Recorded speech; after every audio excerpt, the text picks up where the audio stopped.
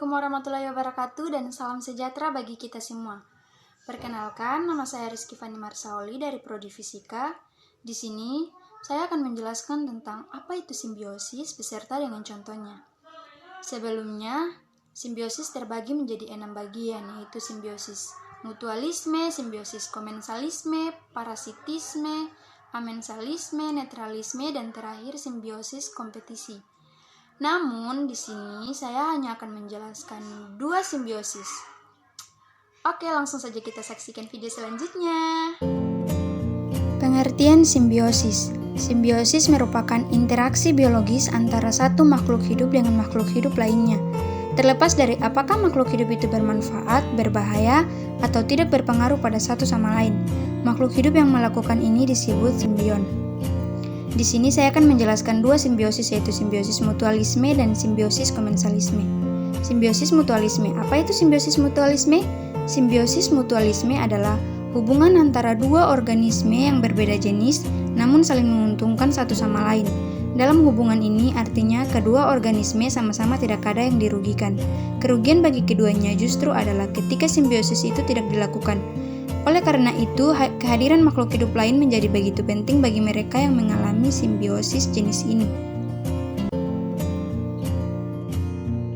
Salah satu contoh simbiosis mutualisme yaitu kupu-kupu dan lebah dengan bunga. Dalam hubungan ini, kupu-kupu atau lebah menjadi satu-satunya pihak yang diuntungkan karena mendapatkan sari makanan dari bunga. Bunga juga mendapatkan manfaat atau keuntungan serupa berkat simbiosis ini. Dalam hal ini, keberadaan kupu-kupu dan lebah membantu bunga dalam proses penyerbukan. Pada lebah akan menghisap nektar menggunakan lidah yang panjang dan berbentuk tabung. Saat menghisap, lebah sambil berputar-putar di tanaman. Pada kupu-kupu menghisap nektar bunga dan cairan lainnya dengan menggunakan proboscis atau mulut penghisap yang seperti sedotan spiral. Ketika tidak digunakan, proboscis ini akan digulung melingkar seperti selang air. Yang berikutnya yaitu simbiosis komensalisme. Apa itu simbiosis komensalisme? Simbiosis komensalisme adalah sebuah interaksi antara 2 makhluk hidup yang menguntungkan salah satu organisme, sementara organisme lain tidak diuntungkan.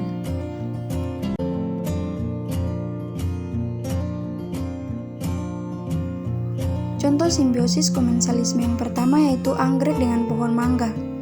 Dalam interaksi antara anggrek dan pohon mangga, anggrek mendapatkan keuntungan karena memiliki tempat untuk tumbuh, mendapatkan sinar matahari, air, serta zat-zat untuk melakukan proses fotosintesis dengan menempel pada pohon mangga.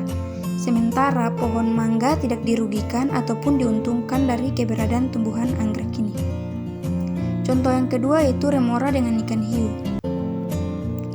Ikan remora mempunyai semacam alat penghisap yang memungkinkan dapat menempel pada ikan hiu atau ikan lainnya yang lebih besar.